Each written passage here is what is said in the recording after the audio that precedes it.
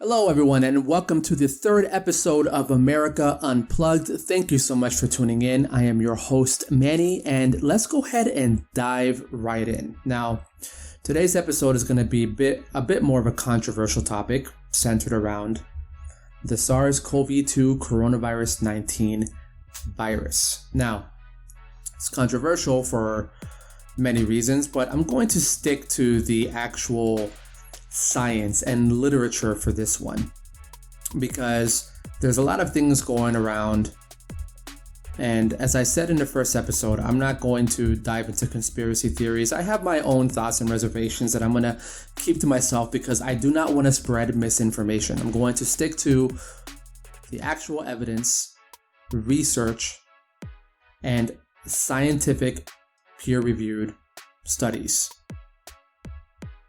Okay? Now, coronavirus.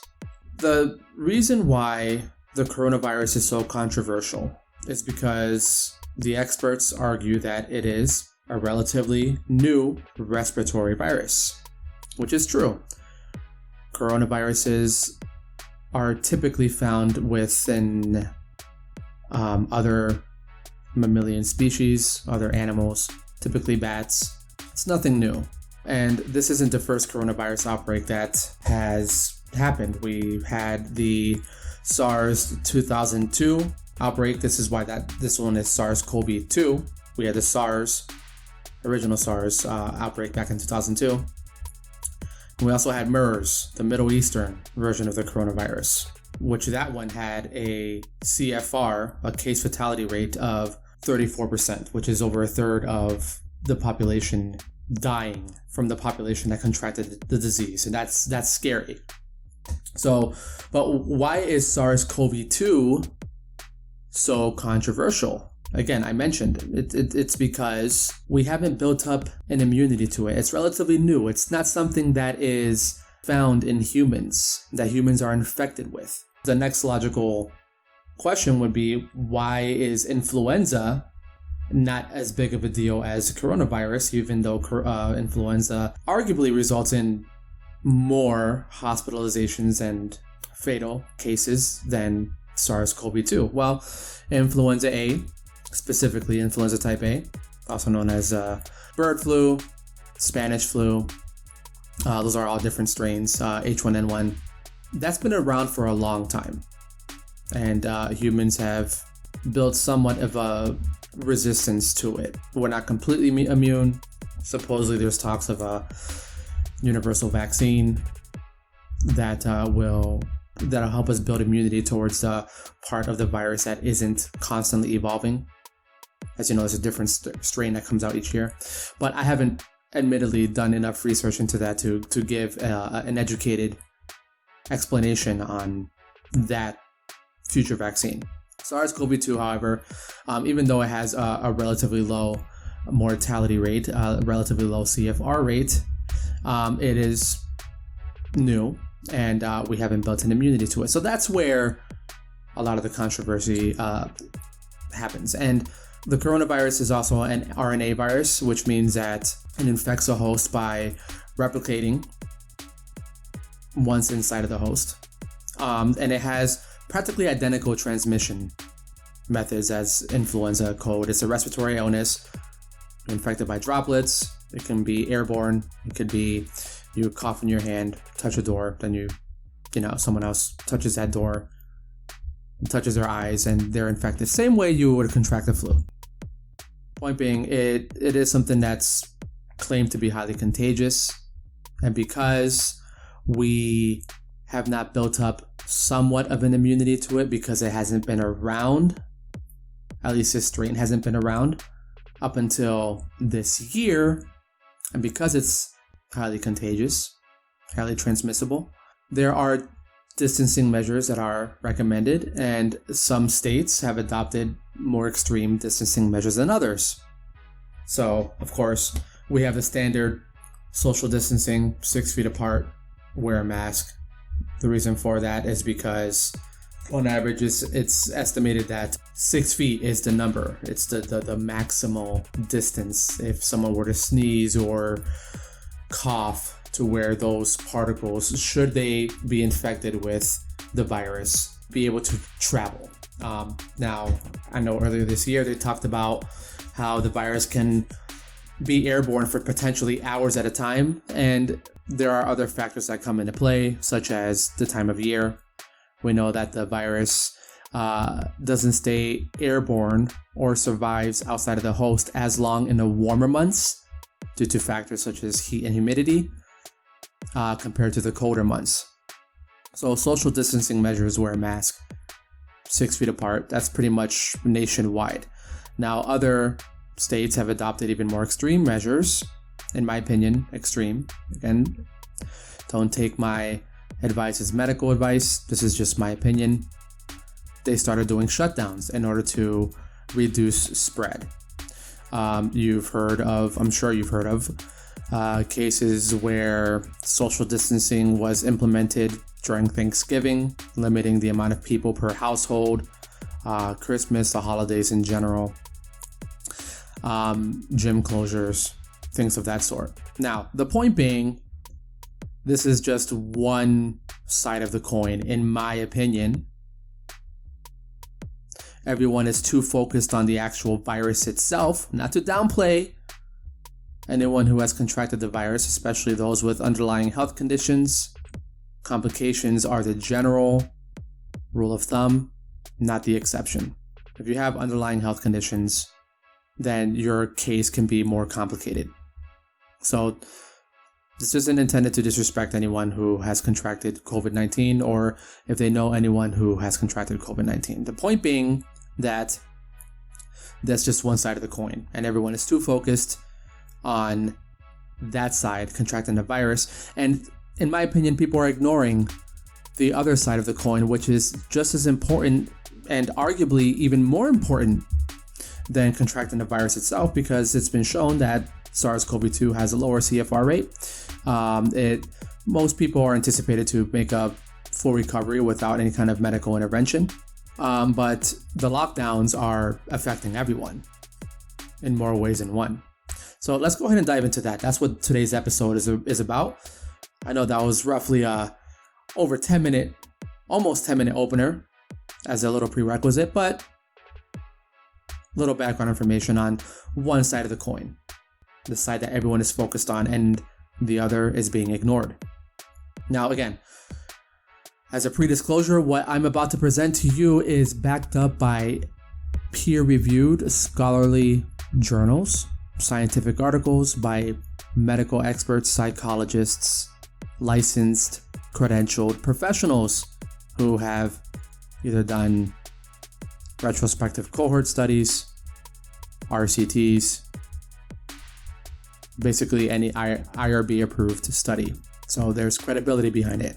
And each piece of information that I reference will be cited in the details of this episode. As I mentioned in the first episode, never take anyone's word as the final word, as law. Always fact check for yourself. Don't let anyone else do the thinking for you.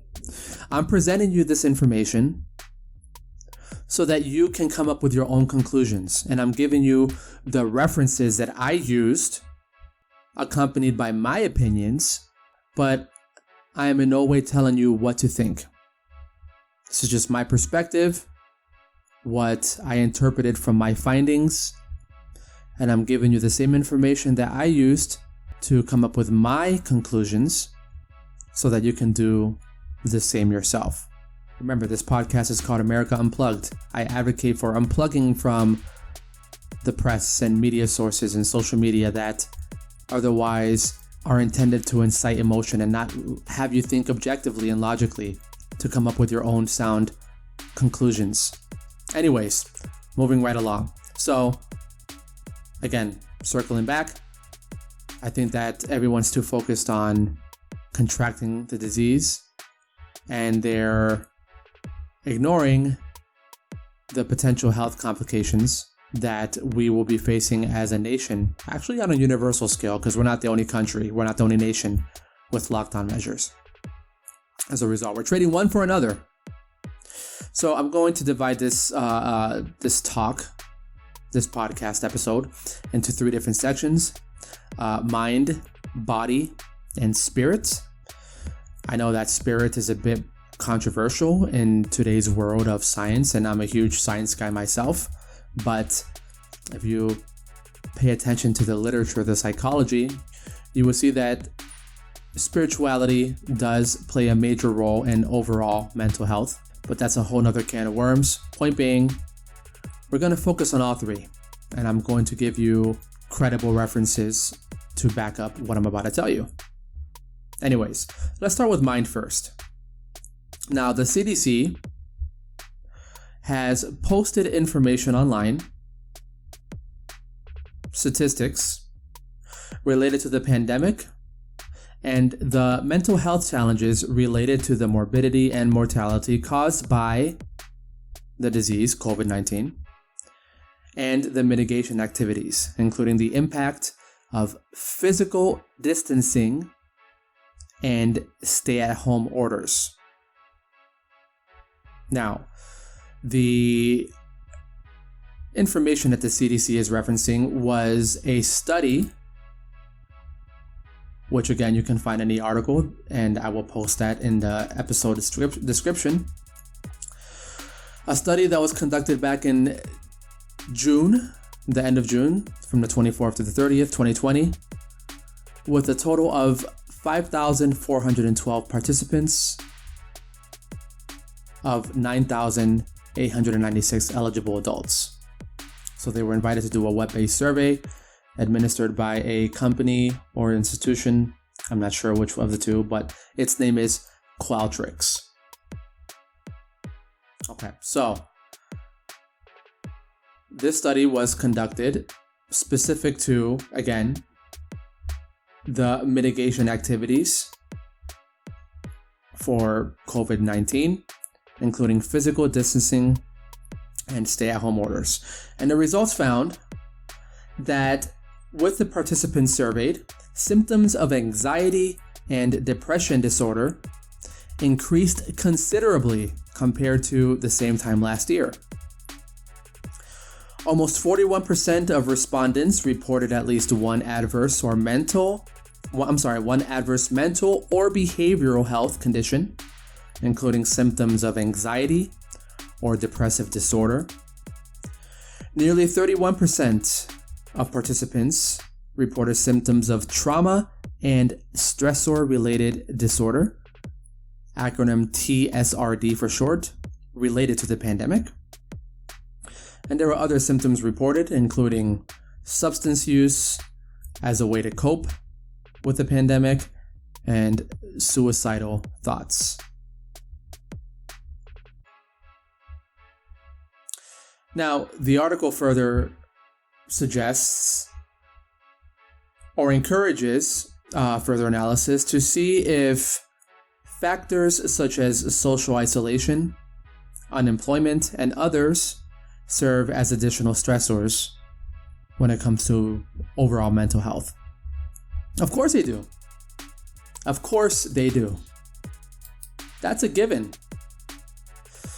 Now, during my career in public health, one of the projects that I was tasked in developing and completing, it was an IRB study. But most importantly, it was targeted to the lower socioeconomic bracket communities, the communities in need. In public health, there are these things called social determinants of health. There are different factors that come into play that have been proven to affect someone's overall health. Health isn't just limited to what you eat, physical exercise, physical activity, so on and so forth. There are other external factors, and we all know it's a given that stress is the silent killer. I don't need to cite references for that. You know that. If you want to verify that, feel free to look it up. But stress is a silent killer. Now, within my work with social determinants of health, I developed a survey that was meant to uncover basic needs. What are basic needs? Well, the things that you need for survival, especially in today's society. Things such as food, shelter, clothing. The list goes on. Basic needs. And these are needs that are at risk when you fall lower in the socioeconomic bracket. It results in food insecurity. Clothing obviously would be a factor too. If you can't afford food, then clothes will also be a challenge. Having a roof over your head. These are all factors that contribute to someone's overall health. Rest assured that the consensus is clear that if you have issues with meeting any of those basic needs, then it will have an impact on your overall health. So for this article to suggest that further research is needed to see if factors such as social isolation, unemployment, and others serve as additional stressors, that's a given. These lockdown measures, again, I'm not opposed to efforts to reduce the spread of coronavirus, but I am opposed to extreme lockdown measures that are causing people to lose their jobs, that are causing businesses to close their doors for the final time. People can't afford their mortgage payments. People don't know how they're going to put food on the table. Of course, that's going to contribute to overall mental health. Those are stressors that will impact someone's health significantly.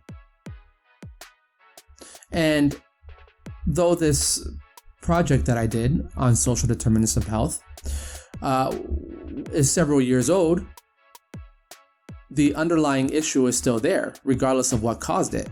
If there are issues meeting those basic needs, that's going to impact overall health and mental well-being and physical health too. It'll make you physically sick. So that's a given. I don't think there's further research needed for that. That's a given.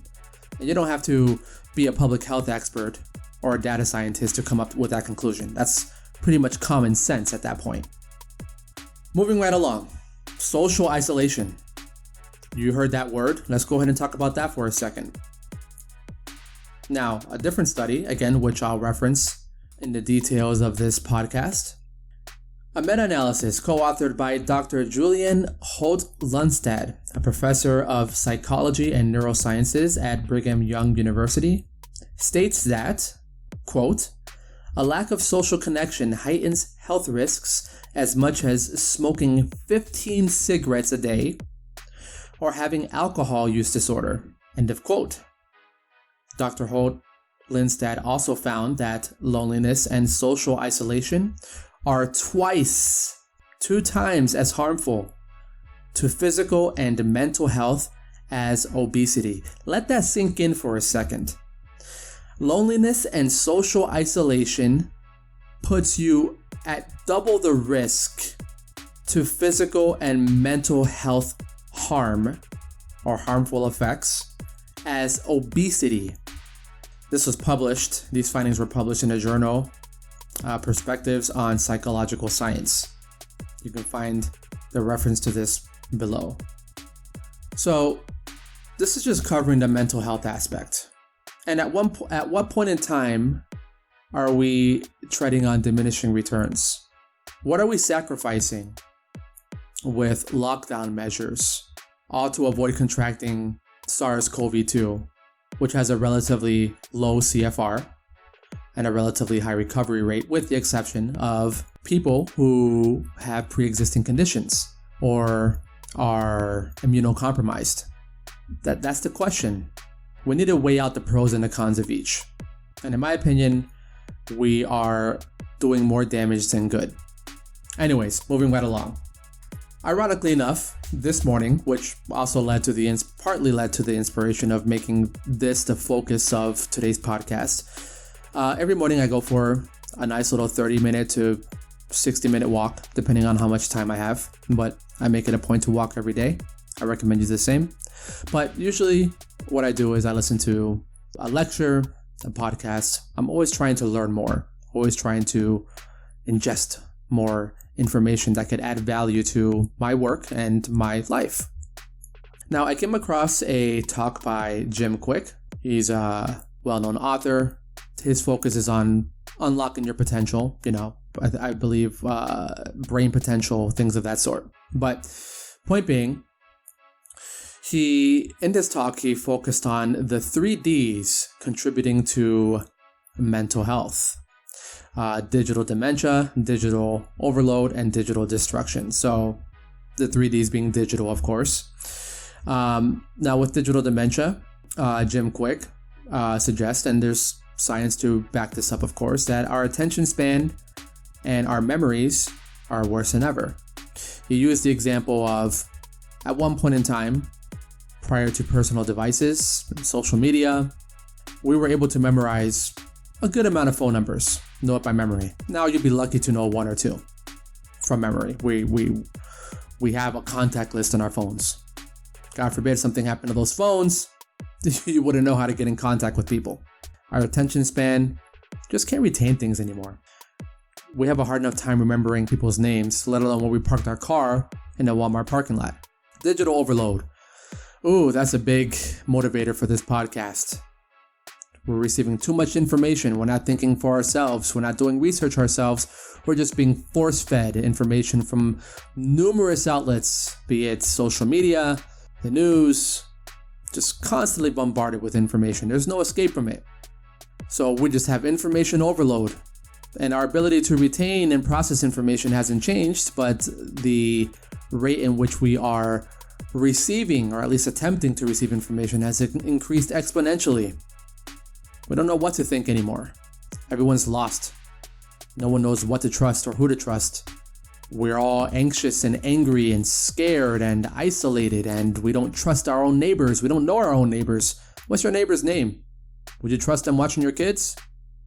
We're more divided than ever in today's day and age. Anyways, digital destruction. Our addiction. How many of you wake up in the morning and the first thing you do is check your phone? You're glued to social media and you're looking for that validation, the affirmation of that's reflective of the amount of likes you get on a post or a picture. How many of you dive into the rabbit hole that is YouTube or other streaming services and throw away your otherwise valuable time and your productivity in the process just so that you can become a zombie and just continue scrolling or binge watching on autoplay? All these things contribute to mental health. And this is a mental health crisis. Basically, we're more divided, isolated, depressed, dependent, and dumb than ever. It's scary, isn't it? Now here's the kicker.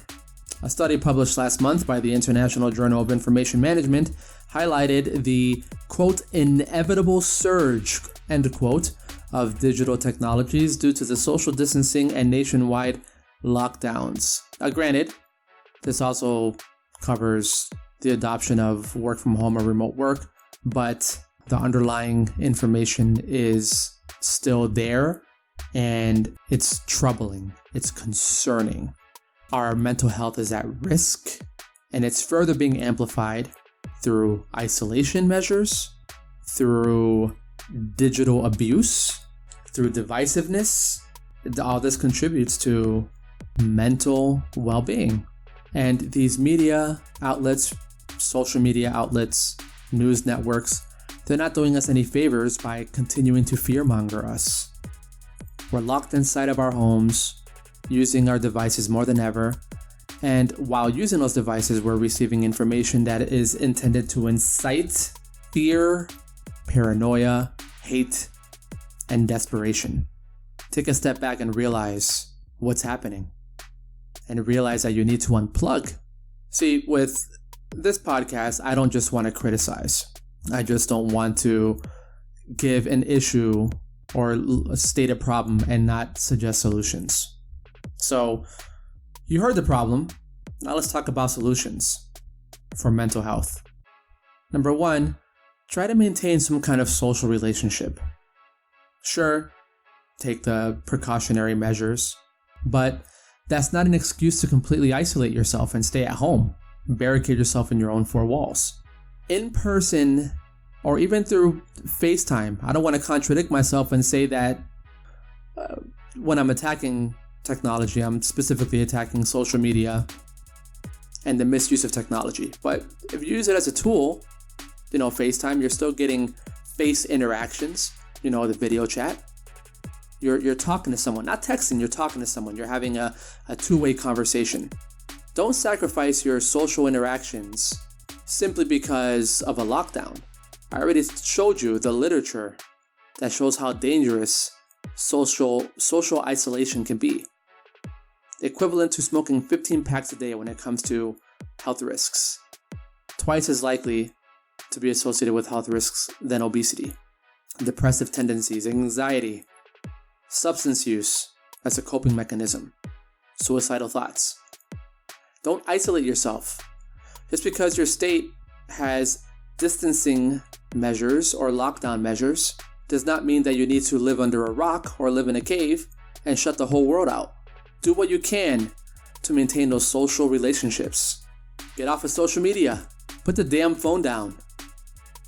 Don't use it. Put it on the counter. Shut off your notifications. If someone needs to get a hold of you and it's important, they'll call you. Delete social media. Unless you're using it as a tool to promote your business or to make some kind of positive, productive impact. Stop scrolling. Turn off the news. Those news stations, regardless of what side of the political spectrum you find yourself in, they're not there to help you. They only care about their ratings. They are manipulating you by inciting emotion, paranoia, anger. Those are all emotions, and it keeps you glued to their stations. They're fighting a losing battle against streaming services, so they're going to resort to any means necessary to ensure that they at least retain some of their viewership, even if it's not in the most ethical methods.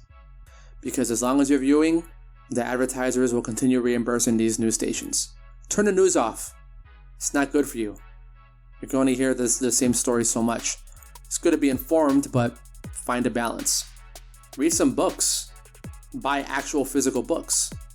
If you want to do self-help books or, things of that sort, fine. But dive into the world of fantasy, of fiction. It's beautiful. It's powerful. When you find a good book, you submerge yourself into that world. It's a good, healthy, productive escape. Give your brain a rest from all the controversy.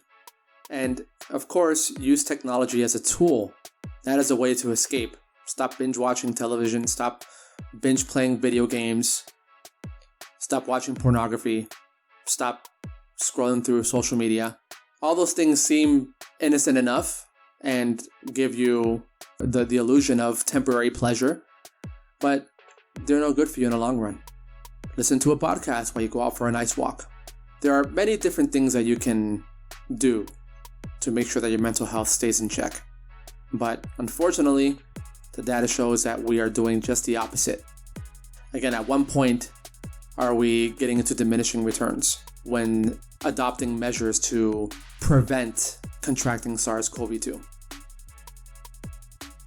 Anyways, perfect transition to the next one.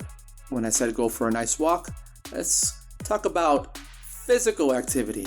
Now, as I mentioned before, if you want to practice social distancing and you want to wear masks, of course, take whatever precaution you feel necessary to not only do your part in society, but to reduce transmission or contraction, But one thing I will say is that I am strongly against lockdown measures that closed fitness clubs and gyms and other health facilities. These places should have been deemed essential services just as much as grocery stores, just as much as anything else. To ignore physical health, physical fitness, is to ignore a major part of overall health.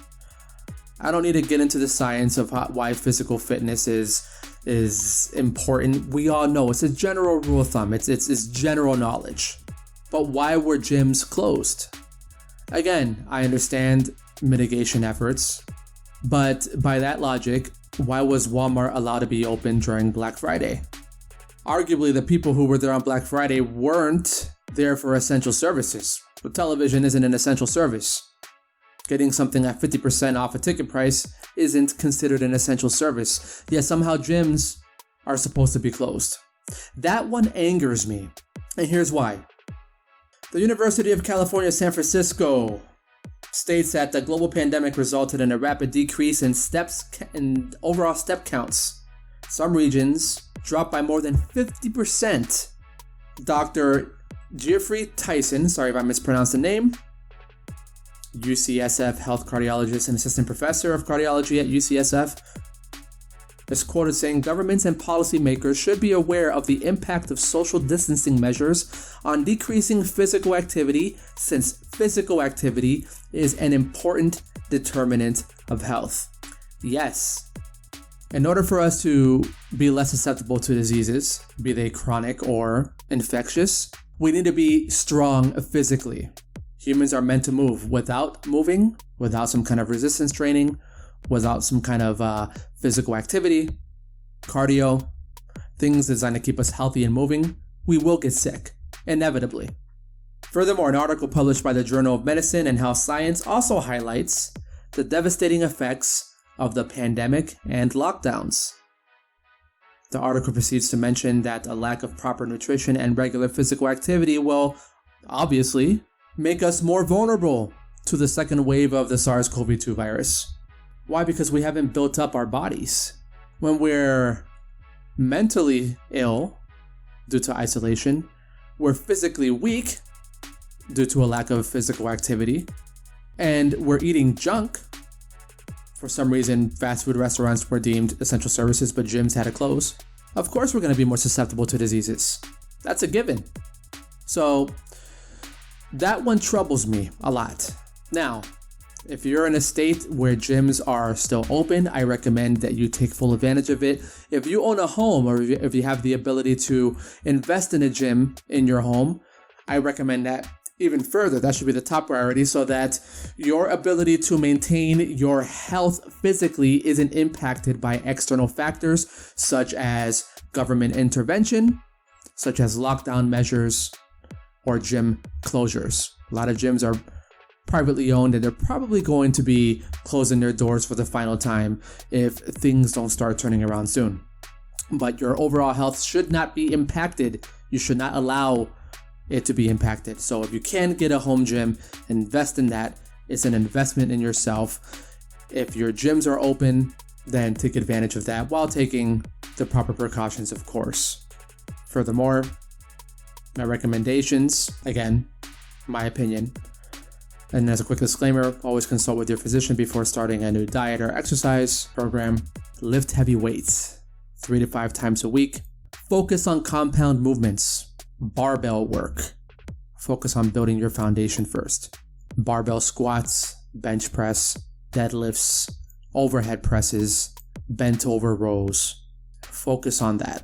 3 to 5 rep range. If you're a novice or intermediate lifter, obviously, if you're intermediate to advanced, you don't need to take my advice. But for everyone else, start lifting heavy weights. Proper form. Take the time to educate yourself on proper form. No ego lifting. Heavy enough to be a challenge. Not heavy enough to where you start losing form and risking injury. If you can't lift weights or heavy weights because you don't have access to equipment or the proper equipment, something is better than nothing. You can find everyday items to where you can do pull-ups, dips, push-ups, obviously, bodyweight squats, jump squats, lunges. Stay active, move. Apply some kind of resistance. In retail stores and also Amazon or wherever, you can just, or your local, support your local businesses, your local fitness stores, equipment stores. They have resistance bands. Invest in some of those. $20-$30. Better than nothing. Some kind of resistance training. Also walk. If you're a jogger, fine. If you're a runner, fine. Those are all good things. But for the majority of people who haven't built up that level of cardiovascular fitness yet, walk. Walking is extremely powerful. Start off your day walking. First thing I do when I wake up, get my clothes on, wash my face. Before I even take my morning shower, I walk. 30 to 60 minutes. I aim to, throughout the day, get my 10,000 steps in, minimum. 10,000 steps seems to be the ideal goal, the universal goal. If you get more, fine, but aim for 10,000 steps. Magic happens when you walk. I recommend for you to do your research on the benefits of walking. But I think that with the exception of injuries, It's a general knowledge that walking is good for you. We're meant to move and keep moving. Get up and move regularly is the key takeaway. When it comes to food, man, this one's controversial. I'm not going to get into specific diets, food choices. All I'm going to say is to eat whole foods. Your preference in whole foods, that's completely up to you. Do your research, do your homework on what diet will be optimal for you. Try not to fall into these cult-like communities. All I'm going to say is stick to whole foods. That's it. One ingredient foods. Whether you eat meat or don't eat meat, whether you eat carbohydrate sources or you don't. Whole foods, one ingredient items. What are one ingredient items? Things that aren't processed. If you eat carbs, obviously sweet potatoes, fruits, vegetables, one ingredient items. Meat, obviously, assuming it's not processed, chicken, steak, pork, but stick to whole foods. Just doing that alone, you're well off, regardless of what diet you go for. You're a lot better off than most people. Avoid the processed simple carbs, avoid the sugars, avoid the garbage, and drink water. Don't drink soda. Don't drink fruit juices. Those are terrible for you. One thing that I personally like drinking are the carbonated waters. I'm not endorsed by any of them, and I drink a variety of them regardless of brand. But the one I actually have right now in front of me to make sure that my mouth doesn't dry up while ranting is orange grapefruit flavor, and I love it. If it weren't for carbonated water, I'd have a very hard time, admittedly, getting my water intake in. But something about these carbonated cans of water, especially when they're ice cold straight out of the fridge, they are awesome. No sweeteners, they're not sweet, has just a hint of flavor. And the ingredients are literally carbonated water, natural flavors, zero across the board when it comes to the nutrition facts. No carbs, no sugars, no added sugars, no sodium, no fat, no protein. Just literally carbonated water. Try looking into those. You can find those in most of your grocery stores, if not all of them, if you're having trouble with water intake. Get rid of all the sugary drinks. They're not good for you. They're garbage, regardless of your dietary choices. So, don't eat for comfort. Obviously, that's a slippery slope. Limit activities that lead to boredom and snacking, binge watching Netflix, electronic use. See how it all ties in together? Stay productive. Do your best to stay productive. Not only for your mental well-being, but also for your physical health. And exercise. Eat right, exercise, and be mindful of your mental health. Moving right along to the last section, spiritual. Again, this is the one that is arguably controversial because we have transitioned into a world of cold, hard science, which, again, I am a huge science guy. I love checking my sources. I love reading new pieces of peer-reviewed literature published in scholarly journals. Personally, I think that information should be free, but I digress. Point being, we transitioned into that type of culture. And in the process, we've forgotten about the spiritual aspect of things. Now, spirituality, I think, ties very close to mental health and state of mind, which is why I'm talking about it, because to dismiss that is to dismiss our emotions, and to dismiss our emotions is to dismiss potentially our mental well-being. Now, when I say spiritual, I'm not talking about religion. People tend to think religion, although religion is a part of it, not all spirituality is indicative of a religion. Now, the key takeaway that I had from spirituality is you're part of something bigger than yourself. Usually, with religions, they congregate once, maybe a couple times a week, missionary work. It's a sense of community with a common purpose, I guess would be the appropriate word. Again, just being part of a community in itself is extremely beneficial. Being part of something bigger than yourself. Whether you want to join a church, it's perfectly fine. There's science that shows evidence of these things having a positive effect on people. Since the history of humanity, we are social creatures. So join communities. Could be a church, could be a nonprofit cause, could be charity. I know we have Catholic charities here in my neck of the woods. I'm sure some of you at least have heard of it. And they openly take volunteers, United Way, Salvation Army, shelters. So there are plenty of opportunities to be something or be a part of something bigger than yourself and to give a contribution. And there's something special about donating your time and giving your time to help others who can't help you in return. You're not expecting anything in return. You're doing it out of the goodness of your heart. That's what humanity is about. And if you haven't experienced that, it's something that you just have to experience yourself. I encourage you to do that. Again, taking into account social distancing measures. And of course, those opportunities aren't going to be as readily available due to lockdowns. But there are workarounds. There are nonprofits that you can look up online that, they need help. And some of those things you can do remotely. And just doing your part. Donating some of your time, your effort, your skills, your knowledge is extremely beneficial. It'll help those in need. And you'll also feel good about yourself. It's part of spirituality, right? State of mind.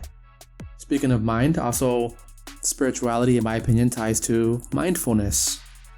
Being in the moment. That's one thing that people have forgotten how to do today, whether they are too tied up in their personal devices or their minds are racing. They can't seem to hang on to one thought. They're either thinking ahead or thinking about something that already happened or just too many things. We're being bombarded by too many things. We can't stay focused on one task in today's day and age. Our minds are racing. Be in the moment. You have kiddos, put the phone up, turn off the TV. Engage in some family activities. Whip out that old board game, play some Sorry with your kiddos. Operation. Card games. We do that all the time in my household and we love it. Just be in the moment. Life is quick, especially when you have kids. Blink of an eye. Time is the most precious thing that you can have. Can't buy a second more of time. So be in the moment. Be aware of your state of mind. Are you irritated? Are you upset? Are you angry? Are you happy? Are you sad? Why? Are you mad at traffic? Are you mad at the weather? Do you have any control over that? Then why waste energy on it? If you are upset about something that you have control over, is getting upset about it going to fix the issue? How do you resolve that problem? Ensure it doesn't happen again. What's the solution? Be aware of your state of mind, especially during lockdowns and the technological era when we are being constantly bombarded with information from numerous sources. Be aware of how that information is making you feel. And whether or not you're arguing or complaining about it or debating about it with your friend or your sibling or cursing at your phone is going to do a damn thing about it. Not going to make a difference, so why waste your energy? And also, last point to that, don't be so reactive. Be proactive. Kind of cliche, yeah, but it still holds true. Stop reacting to situations. Again, I'll go back to Mr. Jim Quick, and I want to give him credit for this analogy that he used, but I absolutely loved it. He told his audience that he likes to think of them as thermostats, not thermometers. Why? Because thermometers react to their environment. Thermostats control their environment. Let that sink in for a second. Be a thermostat, not a thermometer. I love that. That's an awesome analogy. Put the damn phones down. Stop getting pissed at every article that you read. Stop getting upset at every news story that you see or hear about on the television. Can you do anything about it right then and there? No. Stop being reactive. Also engage in other activities. Some people do yoga, meditate, control your breathing. Something as simple as controlling your breathing makes a huge impact. Plenty of sleep. Be aware of your emotions, which ties closely to your state of mind and also being reactive. All these things tie into spirituality. And you see how these things tie into your physical and mental well-being. So it's important to not dismiss spirituality simply because, again, to dismiss spirituality is to dismiss being human. It's something that's been a part of us since the beginning. We are creatures of emotion. We're not 100% rational, objective robots. So engage in activities that give you purpose, that make you feel good, that helps you control your state of mind, that makes you a part of something bigger than yourself, something rewarding. Today's day and age, we forgot what feeling good really means. We lost sight of that.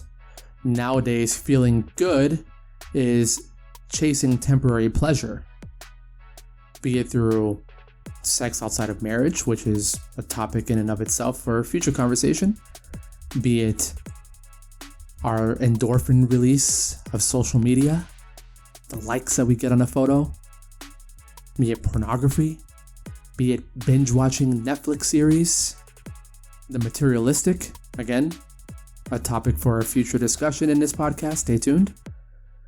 We lost sight of the meaning of feeling good. Because when I hear feeling good, my goal is to be part of something bigger than myself, be part of a community, help people who otherwise can't help me. I don't expect anything in return. I want to do my part and contribute to helping other people. That's what feeling good is for me. Creating meaningful memories with my wife and kids. Memories that'll last a lifetime. Not playing video games or watching that new series. That's causing more harm than good. Anyways, I'll end it with Dr. Ryan Howell of Psychology Today, highlighting why spirituality is so important for overall well-being. And he states that spirituality amplifies traits such as graciousness, optimism, compassion, and self-actualization. All of which are arguably very much important for each individual and their overall well-being. Hence why spirituality should not be dismissed and cannot be dismissed to ensure the well-being of our society. Anyways, wrapping it up because I'm nearing the hour mark. Key takeaways for today's episode. Don't let the lockdown tear you down. There's a lot more at stake than contracting the virus.